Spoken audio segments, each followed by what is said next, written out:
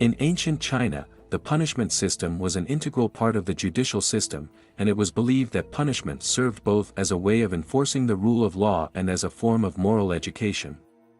Punishments were carried out in accordance with the laws laid down by the emperor, and the severity of the punishment varied depending on the nature of the crime committed. The ancient Chinese had a family-oriented society, and the punishments reflected this. The first step in any punishment was to shame the offender in front of their family and their community. People who committed minor crimes were publicly shamed, and their names were inscribed on a board. This was done to prevent them from committing other crimes. As well as letting everyone know to be careful not to do the same, a common punishment for minor crimes was caning. Caning was usually done in public to shame the offender and to deter others from committing similar crimes. The number of strokes would vary depending on the severity of the crime.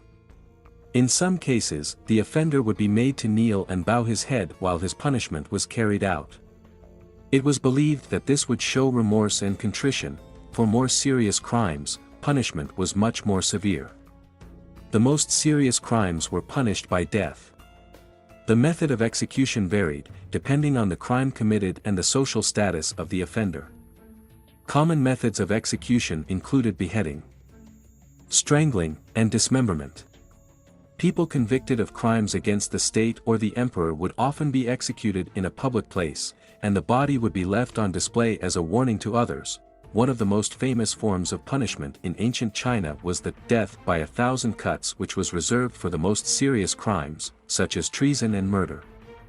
In this punishment, the offender was tied to a post, and the executioner would cut them repeatedly until they died. Hey guys! I came here in the middle of the video, asking you to leave your like, subscribe to the channel, because there is a lot of special content every day. Keep watching. The number of cuts varied depending on the severity of the crime, and the final cut was inflicted at the heart to end the life. In conclusion, the punishment system in ancient China was a fundamental aspect of their judicial system. The punishments varied depending on the nature of the crime committed, and they served both as a way of enforcing the rule of law and as a form of moral education. While some punishments were quite severe, the goal was not only to punish the offender but also to rehabilitate them and reintegrate them into society.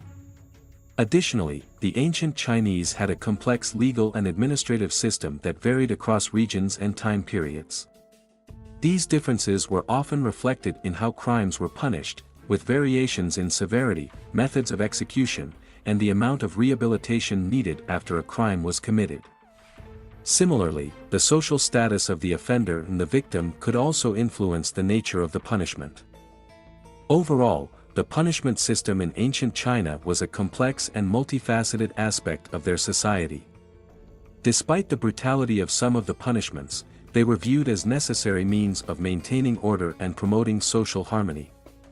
The system also served as a form of moral education, with the hope that those who were punished would learn from their mistakes and become more productive members of society.